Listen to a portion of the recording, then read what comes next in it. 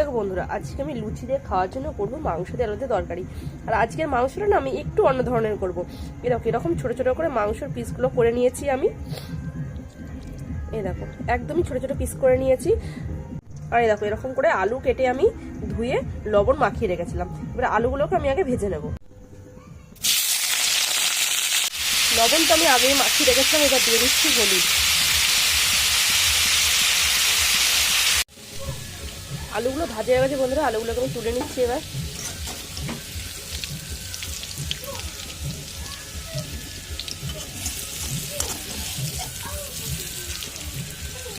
আমি আর সামান্য একটু তেল দিয়ে দিয়েছি, দিয়ে দিচ্ছি এবার জিরে ফোড়ন। এবার দিয়ে দিচ্ছি পেঁয়াজ।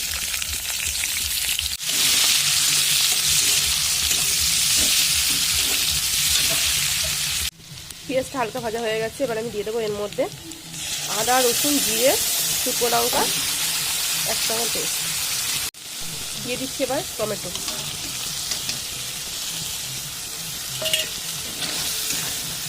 মাছ পর ওখান থেকে কড়াই মড়াই রয়েছে সামনে, দিয়ে দিচ্ছি লবণ।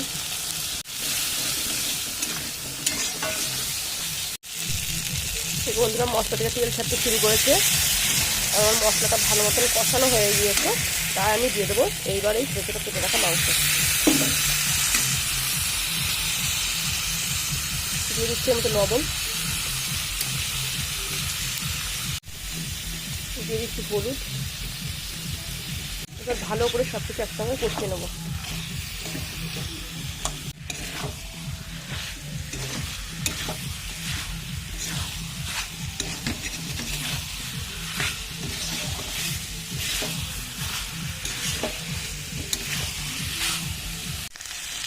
এই মাংসটা কিছুক্ষণ কষিয়ে নিয়েছি।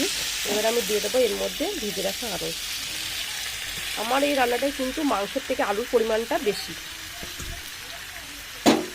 আমি বেশি দিয়েছি মাংসের থেকে আলুর পরিমাণটা।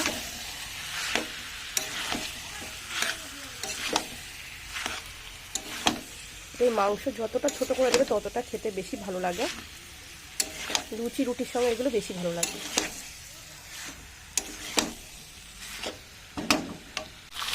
আমি দিচ্ছি এর মধ্যে এবার কিছুটা মিট মশলা।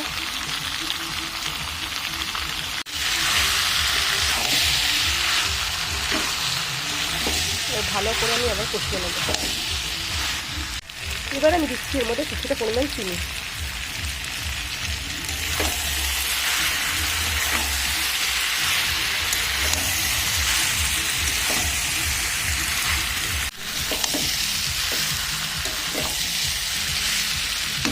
আমার মাংসটা ভালো করে কষানো হয়ে গেছে। আমি এবার দিয়ে দেবো এর মধ্যে জল।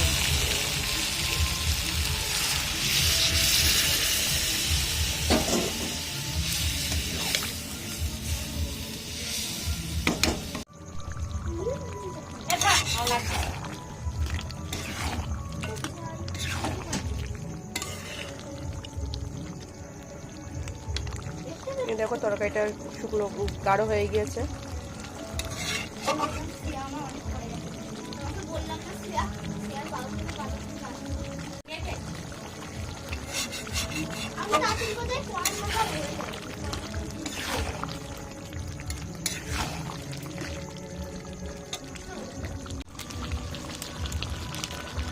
এবার দিয়ে দিচ্ছি গরম মশলা।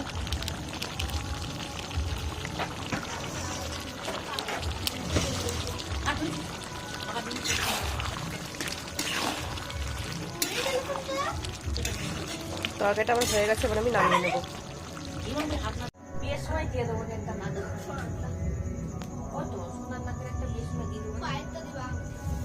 এই দেখো বন্ধুরা তরকারিটা আমার হয়ে গেছে, কত সুন্দর কালার এসছে দেখো। আর আমি কিন্তু তরকারিটা একদম শুকনো শুকনো করেছি। তোমরা এভাবে রান্না করে দেখতে পারো, অবশ্যই ভালো লাগবে। আর আমার রান্নাটা ভালো লাগলে জানিও। আর আজকের ভিডিওটা আমি এখানেই শেষ করছি।